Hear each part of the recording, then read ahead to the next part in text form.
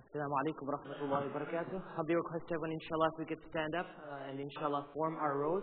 If there's an empty spot in front of us, please inshallah fill in the gap. I know there's ample room in the back, but I think it should be a practice for us that when we come into the masjid, inshallah, we just move forward, fill in the gaps. So long the row is complete, then inshallah we can sit back down. Jazakumullah khairan.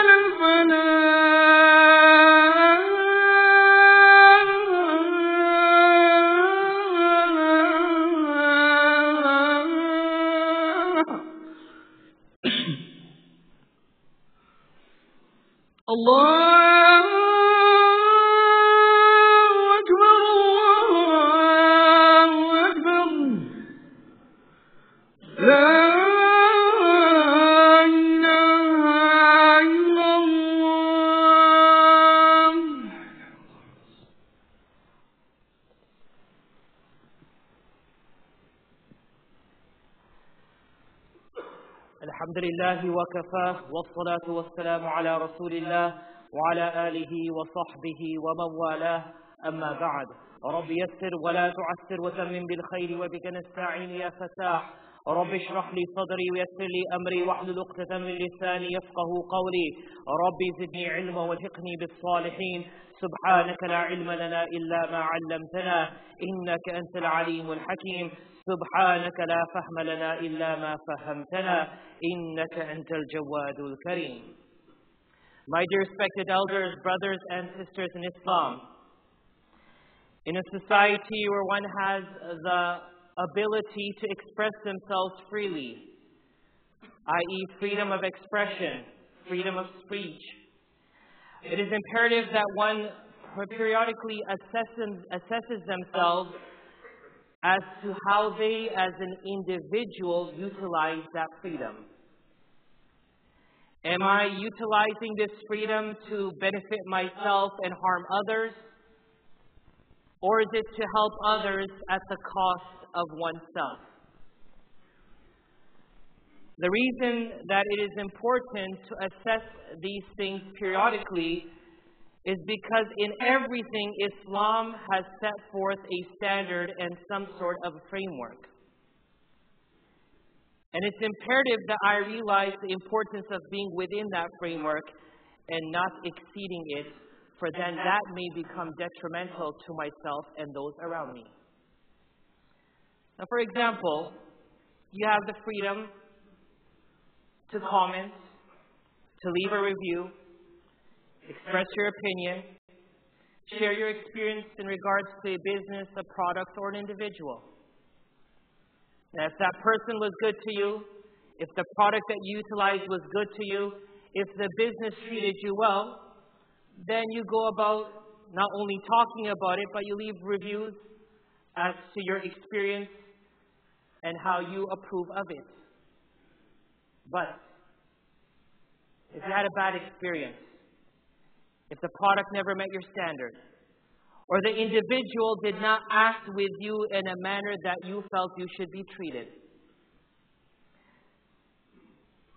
the doors of tyranny and the doors of anger open. Not only do we start expressing that anger with the tapping of our fingers on our phone as we type those bad reviews, but we go all out to demonize the individual, the people of the business, and then we pass judgment that this product shouldn't even exist on the face of this earth, this business should shut down forever, or these people should leave this town or city.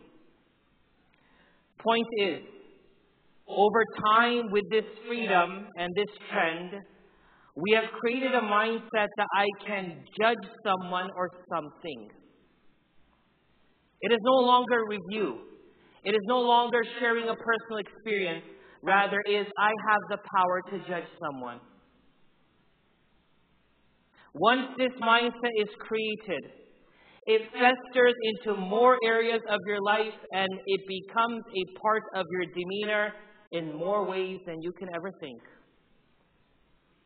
A judgmental attitude towards others is destructive. Being judgmental towards oneself is productive. Today I want to explore the answer to the following question, and that is the question of our khutbah today.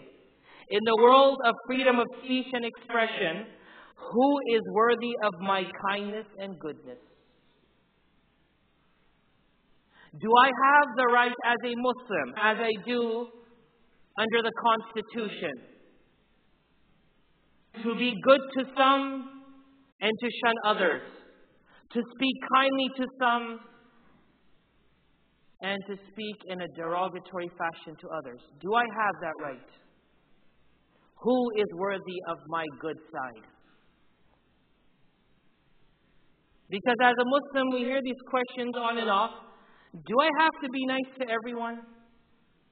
Or does every Muslim, do I have to be nice to every Muslim? Or can I be selective based upon my opinions, my race, religion, or something else? So we want to answer this question today, my dear brothers and sisters, by asking 4 questions. And it is within seeking the answer to those 4 questions will we, inshallah, obtain the answer for this question.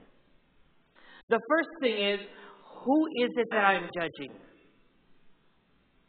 Who is it that I'm judging? Because remember, this judgmental attitude has become the norm in our society. We don't have to title it, it is.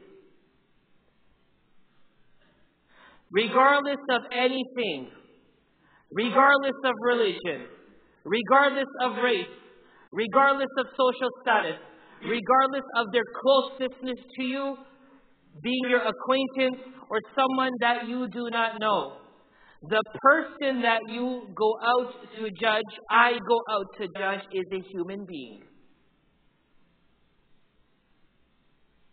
Now, you don't have to like everyone. You may not like someone. That's totally fine. But how you treat an individual isn't fine. There's a fine line here. I may not agree with someone, and thus there is a distance between myself and that individual. That's perfectly fine. No one is saying under the context of Islam that everything has to be hunky-dory, not peachy-dory. Hunky-dory. But how I treat a human being has been laid out clearly in my Islam. Allah subhanahu wa ta'ala, the Most High and the Most Great, states in chapter number 17, verse number 70, Bismillahir Rahmanir Rahim, وَلَقَدْ كَرَّمْنَا بَنِي آدَمَ وَحَمَلْنَاهُمْ فِي الْبَرِّ وَالْبَحْرِ وَرَزَقْنَاهُمْ مِنَ الطَّيِّبَاتِ وَفَضَّلْنَاهُمْ عَلَى كَثِيرٍ مِّمَّنْ خَلَقْنَا تَفْضِيلًا. This statement isn't Muhammad sallallahu alaihi wasallam's statement. This statement isn't a noble person's statement. This isn't the view or opinion of pious people. This is Allah saying this to us. وَلَقَدْ. There is no time to go into Arabic grammar, but it's emphasis on emphasis. Surely we have honored the children of Adam. We? Allah is saying I. Allah has honored the children of Adam. And we carried them in the land and the sea. And we gave them of all the things good. And we have made them to excel by an appropriate excellence over most of those who we have created. Allah is saying, we have honored the children of Adam. In the eyes of Allah subhanahu wa ta'ala, every single human being is honored. Every single human being is honored. This is very simple. There is no other way to put it. Every single human being in the eyes of Allah subhanahu wa ta'ala is honored. Remember that. This is Allah leaving His review for you in His holy book. And not only has He honored them, sometimes we say, you know what, an animal is better than that person. Allah is saying that we have given them a level of excellence above other creations. Putting down someone is dishonoring them. Putting down someone is telling Allah, you have your opinion, I got mine. Putting down someone is saying to Allah that you can say what you want to say, I will believe what I want to believe. وَلَقَدْ كَرَّمْنَا بَنِي آدَمَ.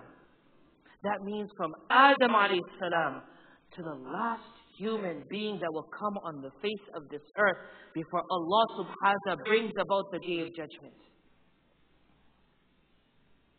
Recall the saying in hadith of the Prophet Muhammad Mustafa sallallahu alayhi wa sallam, in which he stated, بِحَسْبِ امْرِئٍ مِّنَ الشَّرِّ أَنْ يَحْقِرَ أَخَاهُ الْمُسْلِمِ. It is evil enough, i.e. this evil is enough for my destruction, that I should look down on my fellow Muslim brother or sister.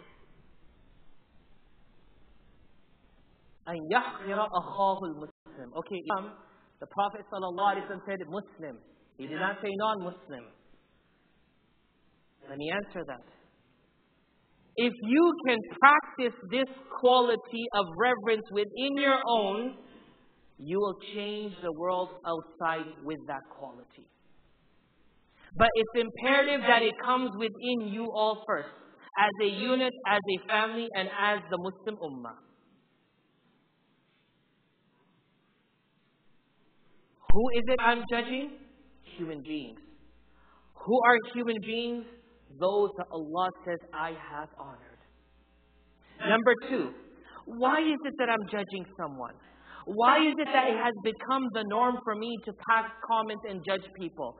Oh, that person's lazy. That person's a fool. That person doesn't know what they're doing. Why has this become the norm? Well, some could actually try to justify it by saying they're bad people. I've seen it. I've experienced that evilness from that person. Or they stab me in the back all the time. So they deserve to be put down and disgraced. No doubt, many of us, if not all of us, have had bad experiences with human beings.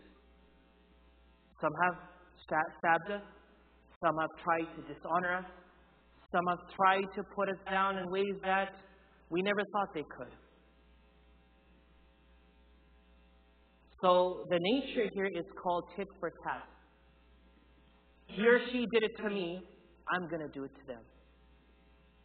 Let us go to the hadith of our beloved Prophet Muhammad sallallahu alaihi wasallam, in which he said, "Unsur akhaka zaliman aw mazluma." Help your brother, whether he is an oppressor or he is an oppressed one.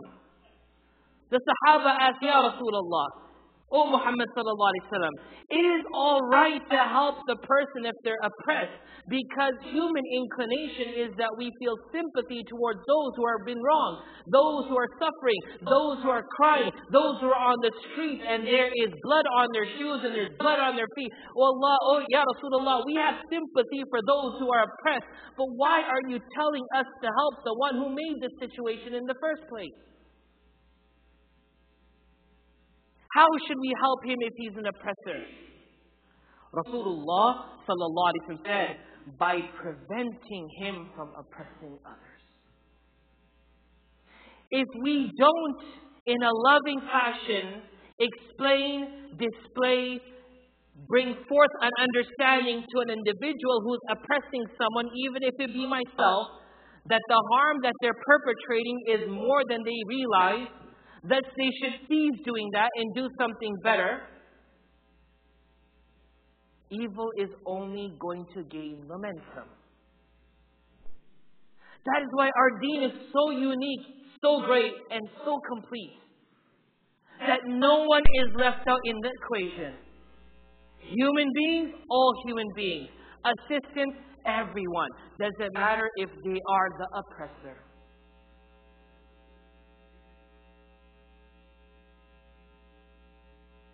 So you're saying that human beings are honored and I should be helping a person instead of judging them.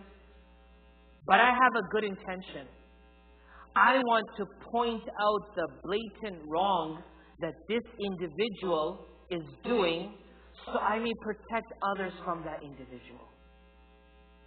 This person has scammed me. This person has done wrong to me. I need to go tell the world that watch out from this individual. They may do the same thing to you.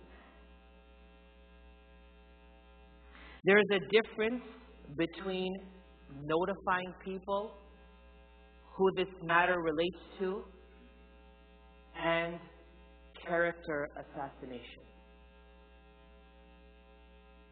Pointing out wrong to someone that may fall victim to it is much different than mocking them, jeering them, taunting them, and as I said, character assassination. The fact that we even mock someone is not acceptable by Allah subhanahu wa ta'ala. In chapter number 49, verse number 11, Allah subhanahu wa ta'ala says, "Ya ayyuhalladhina amanu, la yaskhar qawmun min qawmin, asa an yakunu khayran minhum. Wala nisa'un min nisa'in, asa an yakunna khayran minhun. ولا تلمزوا أنفسكم ولا تنابزوا بالألقاب بئس الاسم الفسوق بعد الإيمان ومن لم يتب فأولئك هم الظالمون." O you who believe, let not one people laugh at another people. Perchance they may be better than those who are laughing. And not let women laugh at another woman, perchance they may be better than they. And do not find fault within your own people, nor call one another by nicknames. And the silver lining of the verse is right here at this point. Evil is a bad name after faith. بِئْسَ الِاسْمُ الْفُسُوقُ بَعْدَ الْإِيمَانِ. And whoever does not turn towards righteousness and repentance, then it is that individual who is unjust. Understand this verse. Allah is saying, after bringing faith, after acknowledging the desire and the path of your Lord, it is so bad that this bad rubs against your face. That you mock a person, you jeer a person, you call them names. كلكم من بني آدم. All of you are from the children of Adam. كلكم خطاؤون وخير الخطائين توابون. All of you are the children of Adam, yes. Now guess what else the Prophet ﷺ said? All of you make mistakes. All of us have shortcomings. All of us have weaknesses. But the best ones are those who then turn in repentance by acknowledging their wrongs and bettering themselves for the remainder of their life. Every emotional aspect that I'm trying to address, Allah or Rasulullah sallallahu alaihi wasallam is closing the door on it. Allah is saying, I've honored human. The Prophet Muhammad sallallahu alaihi wasallam is saying, help every human. Allah is saying, don't mock, don't jeer, don't make fun of people. So the fourth and final question, as I seek the answer for the question of today's khutbah, is how do I deal with those people? Someone is bad in my eyes. Now, no khutbah or book is going to change that. This is a process. You can tell me be nice to the person, but in my eyes, my experience, my pain, my anguish, that individual is evil. It's a fact. How do you want me to change it?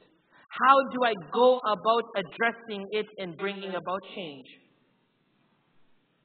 The way Allah subhanahu wa ta'ala commanded someone better than you and I to address someone who is worse than you and I.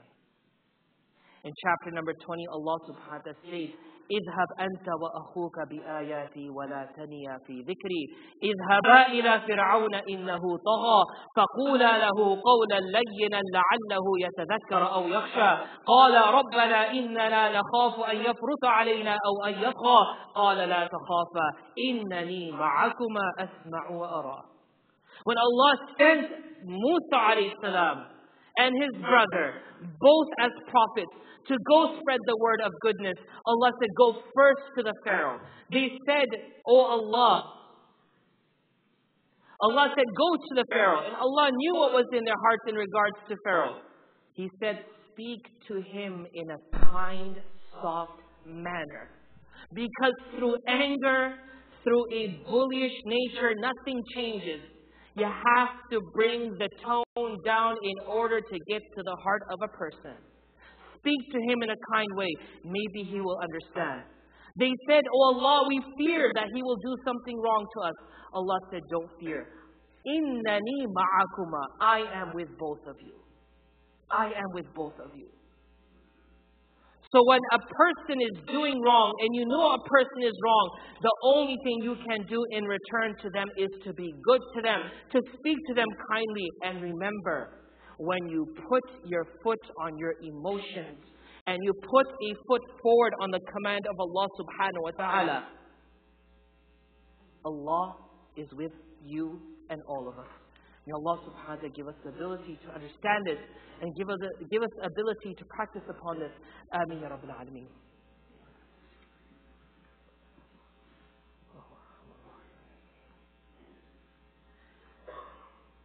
Alhamdulillah wa kafa wa salatu wa salamu ala Rasulillah wa ala alihi wa sahbihi wa man wala. Brothers and sisters in Islam, no one should be deprived of your goodness. This is the answer of the question. Who is worthy of my goodness and kindness, my good reviews and my smiling face? Everyone. Those you know and those that you don't know. Those that you like and those that you may dislike. But remember, you don't have to make them your companions, acquaintances, or do business with them, or play soccer with them. Being nice doesn't mean niceness has to be coming together in everything.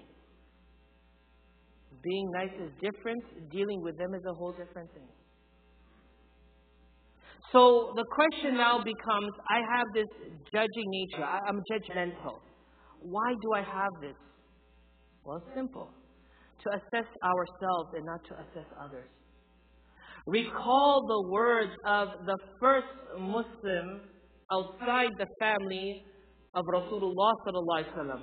The first one to accept, the first one to stand up, and the first Khalifa of Islam, Abu Bakr radiallahu ta'ala, who used to say, when he would assess himself, that's exactly what I said in the beginning. In a time where there's freedom of speech, it's imperative that we periodically assess our words and actions. Let those words and actions not become, in the name of freedom, our destruction. Because I promise you, they are going to become disastrous if we do not contain evilness and wickedness in the name of freedom. There are boundaries. And those boundaries are made by our moral compass. And our moral compass is frameworked by our Deen Islam. Abu Bakr radiallahu anhu say, I wish I was a tree that would be cut and done away with. I wish I was a blade of grass and a beast would come and eat me and end my life. I wish I was a hair on the body of a believer. When you assess yourself and reassess yourself, you come to the conclusion that you're not worthy of being a good human being. And thus you put yourself down. And when you put yourself down, Allah puts you up. But the system today is put yourself up. Give yourself credibility. Honor yourself. And do it at the cost of degrading others. But guess what? The helium in the balloon ultimately runs out. And it doesn't matter how high you go, how far you travel. The path down is a very difficult path.